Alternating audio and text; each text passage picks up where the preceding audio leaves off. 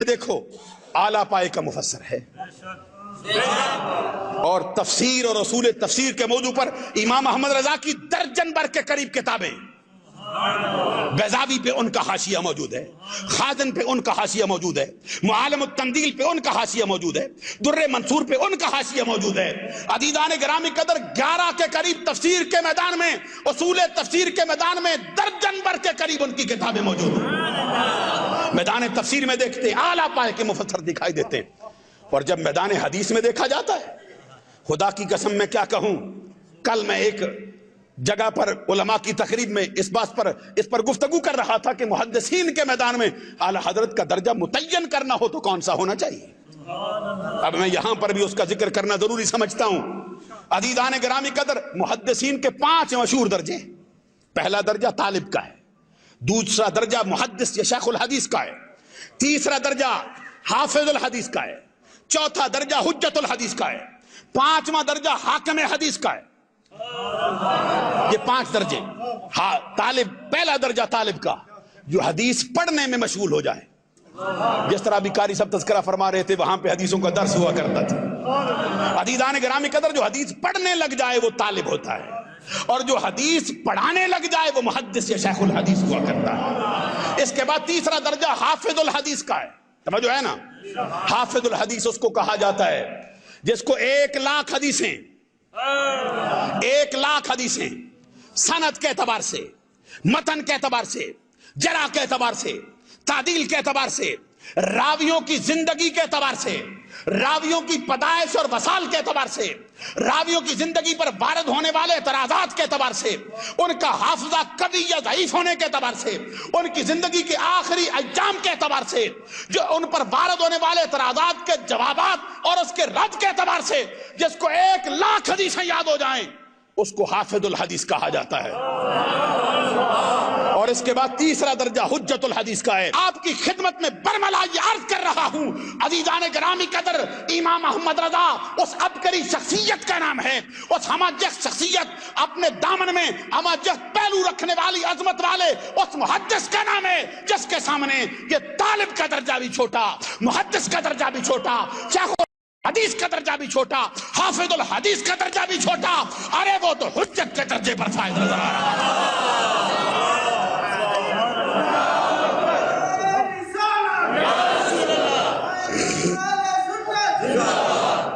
اور وہ اپنے زمانے کا محدث اعظم دکھائی دے رہا ہے۔ عزیزان گرامی قدر، میدان حدیث میں تو محدث اعظم مانا گیا۔ اب میں یاد کروں جو ان کا اپنا وصف خاص تھا، درجہ اجتہاد۔ درجہ اجتہاد میں ان کا مقام متعین کرنا ہو تو کون سا ہوتا ہے؟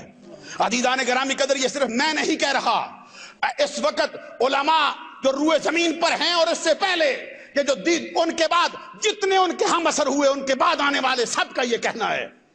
یہ مجتہدین کے جو 7 درجے ہیں مشہور، پہلا درجہ سب سے اعلیٰ درجہ مجتہد فی الشرع کا ہے، دوسرا درجہ مجتہد فی المذہب کا ہے، تیسرا درجہ مجتہد فی المسائل کا ہے، چوتھا درجہ اصحاب تخریج کا ہے، 5واں درجہ اصحاب ترجیح کا ہے، اور 6واں درجہ ممیزین کا ہے، اور 7واں درجہ محض مقلدوں کا ہے، مقلد محض کا درجہ ہے۔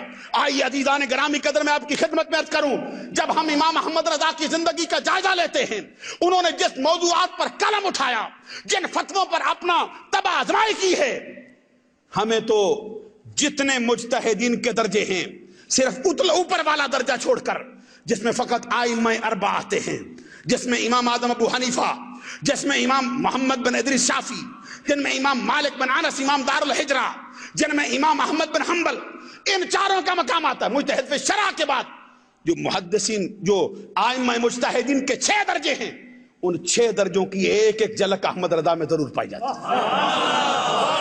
اور اگر ان کا کوئی مقام متعین کرنا چاہے اور اس پر دلائل کے انبار لگانا چاہے تو میں عرض کروں گا، اوپر والے 2 درجے چھوڑ کر یہ تیسرا درجہ جو مجتہد فی المسائل کا ہے، امام احمد رضا مجتہدین کی صف میں جو مجتہد فی المسائل ہیں ان کی صف میں ایسا دکھائی دیتا ہے جیسے ستاروں کے جرمٹ میں 14ویں کا چاند چمکتا ہوا دکھائی دے رہا ہے۔ عزیزان گرامی قدر، امام احمد رضا کی زندگی کا کبھی جائزہ لو۔ میں یاد کر رہا تھا میدان تفسیر میں اعلیٰ درجہ ہے، میدان حدیث میں محدث اعظم کہلاتے ہیں. اور جہاں تک میدان تفسیر کا تعلق ہے، اب خازن کو پڑھے بغیر علماء اپنے میدان تفسیر میں کلام نہیں کرتے. بیضاوی کو پڑھے بغیر عامہ تفسیر کلام نہیں کرتے. آج کل کے بڑے بڑے اساتذہ سے پوچھو، درسیات میں کتابیں جو پڑھائی جاتی ہیں اور اس کے ساتھ ساتھ یہ بیضاوی ان میں مرکزی کتاب میدان تفسیر میں. جب مفتی اعظم ہند آپ کے لخت جگر مصطفیٰ رضا خان نے سوال کیا قاضی بیضاوی اور خازن کے بارے میں آپ کا کیا نظریہ ہے، قربان جاؤں میں امام محمد رضا تیرے مقام پر. امام محمد رضا رحمت اللہ علیہ نے فرماتے قاضی بیضاوی اور خازن ائمہ تفسیر میں سے نہیں ہے. وہ امام محمد رضا جو قاضی بیضاوی اور خازن کو بھی ائمہ تفسیر نہ مانتا ہو، خود اس کا اپنا مقام مکان میں تفسیر میں کیا ہوگا. یہ امام محمد رضا رحمت اللہ علیہ کی ذات والا صفات. خدا کی قسم کبھی منطق و فلسفہ والے بھی امام محمد رضا کو پڑھیں. مشہور تعریف جو علم کی ہے، الصورۃ الحاصلۃ من الشیء عند العقل، یہ منطق کی مشہور تعریف ہے. امام محمد رضا نے اس کا رد کیا ہے. توجہ نہیں فرمائی آپ نے. عزیزان گرامی قدر، امام محمد رضا رحمت اللہ علیہ نے اس میدان کے اندر بھی منطق اور فلسفہ پر بھی اپنی یادگار کے طور پر درجن کے قریب کتابیں چھوڑی ہیں. لیکن یہ اس فلسفے کا اور اس نظریے کا اور اس منطق کا رد کیا امام محمد رضا نے. اور یہ جو منطقیوں نے کہا، یہ جو انہوں نے کہا عقل والوں نے کہ انسان کی تعریف کیا ہے، حیوان ناطق، کبھی کوئی ذی شعور اس پر امام محمد رضا کا رد پڑے. اس مختصر سی محفل میں آپ کے سامنے رکھ نہیں سکتا کہ بولنے والا حیوان ہے انسان. اس پر اعلیٰ حضرت نے جو کلام کیا ہے، خدا کی قسم کوئی دشمن بندہ اعلیٰ حضرت کا پڑ جائے اس مقام کو، اس کی آنکھیں کھل جائیں کہ یہ ہے وہ شخص جس پر علم کا انکار رب ذوالجلال کی بارگاہ سے ہوا ہے. اس کو علم لدنی رب نے عطا کیا ہوا ہے، وہ امام محمد رضا کی ذات. نعرہ تکبیر،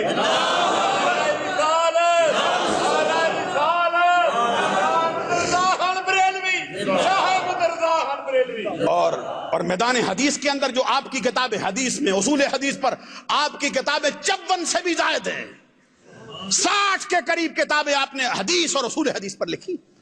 بخاری پہ آپ کا حاشیہ موجود ہے، مسلم پہ آپ کا حاشیہ ہے، ترمذی پہ آپ کا حاشیہ ہے، نسائی پہ آپ کا حاشیہ موجود ہے، اور ابن ماجہ پہ آپ کا حاشیہ موجود ہے، اور مسند امام احمد بن حنبل پر حاشیہ موجود ہے، مسند امام اعظم پر حاشیہ موجود ہے، دلائل النبوت امام بہقی پر ہے، دلائل النبوت امام ابو نعیم پر ہے، ارے موطا امام محمد پر ہے، موطا امام مالک پر آپ کا حاشیہ ہے.